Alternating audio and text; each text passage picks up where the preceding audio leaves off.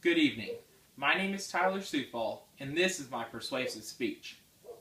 Pakistan, Nicaragua, Sudan, Thailand, and New Zealand. What do all these countries have in common? The United States, Canada, Brazil, China, Eastern and Western Europe, and Australia. What do all of these countries have in common? The former are countries who utilize family farming methods. The latter are countries who prosper and utilize corporate farms. Now first we need to differentiate between corporate and commercial farms. We need to first realize that corporate farming is not what is being used in these prosperous countries. Yet these countries practice commercial farming and thus support not only their own people, but many of the world's people. Corporate farming does not work in any aspect, as the people doing the jobs do not care about what they are doing, and their bosses live in some big city and don't see the day-to-day activities. Yet, family farming is a sort of organic tradesmanship that is the new fad. There are three topics that I would like to discuss particularly today. They are: family farms can only support families and small villages. Commercial farms support much of the world while supplying jobs. And family farms are commercial farms. Family farms are not able... The first topic I'd like to talk about today is that family farms are not able to support a large group of people.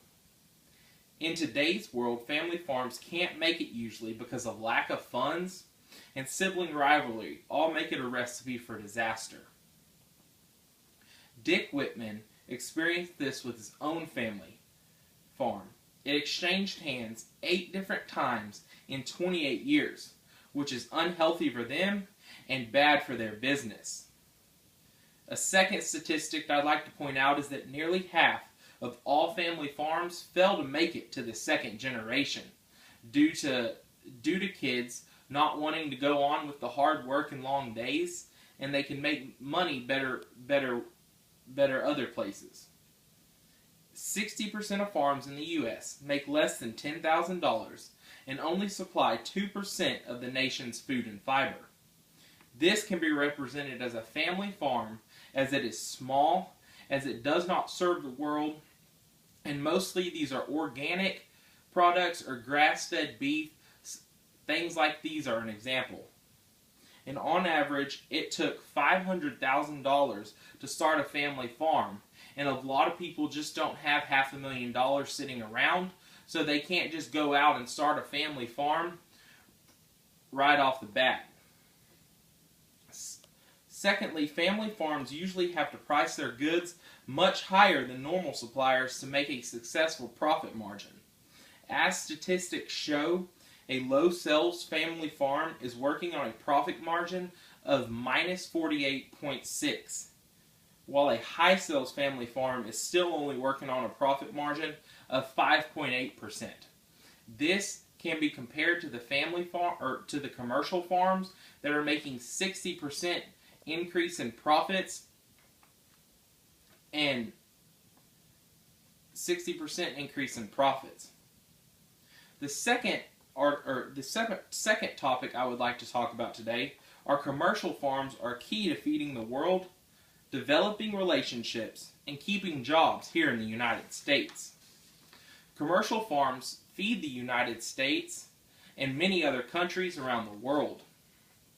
It is fact that 500 million small farmers are still food insecure with their own families. This meaning that people who own family farms still have to go out and buy products from other people to fend for their families. Large-scale commercial farms produce 82% of their overall food produced in the United States, and most of the others are imported. This is a great rise compared to the 2% that was produced by the family farms. United States farmers produce 32% of the corn in the world and 25% of the wheat, and this is just an example that shows how successfully we feed the world with our commercial farms. Secondly, farming helps save and cherish export relationships and help build stronger bonds between the U.S. and other countries.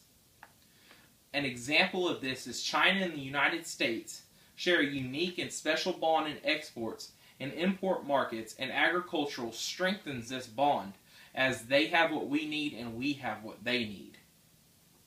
Commercial farms create and sustain numerous jobs here in the United States and are an integral part of the economy.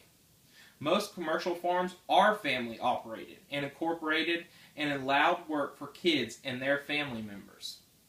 Commercial farms also utilize hands who both live on the farm and off the farm and do the daily activities and work around the farm.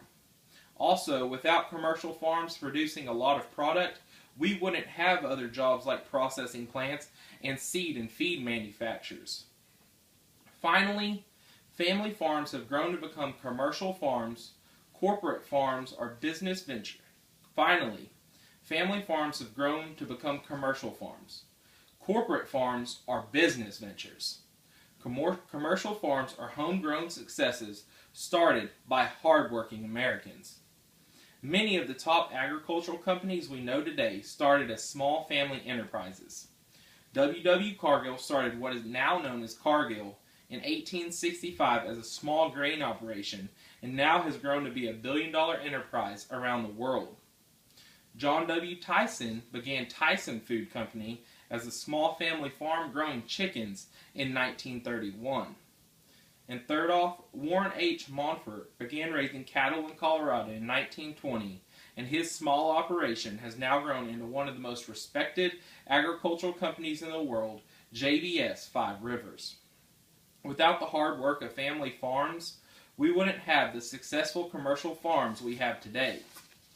Corporate farms are companies that are led in the big cities. Family farms are exclusive organic type farmers. And commercial farms are the hard-working, everyday families that have grown their businesses. In conclusion, as you see, I'm not for either family farms or corporate farms. I am for commercial farms that have grown under hard-working conditions the American way. It is these three reasons that I would hope you would agree with me that commercial farms are the ways to go, and many people need to get their facts straight before siding with one or the other. Family farms cannot sustain the high population we have today, and corporate farms do not do it the right way. I will end with a few quotes that describe agriculture and its needs. Matthew Persuasive said, "The ultimate goal of farming is not the growing of crops, but the cultivation and perfection of human beings." Thank you.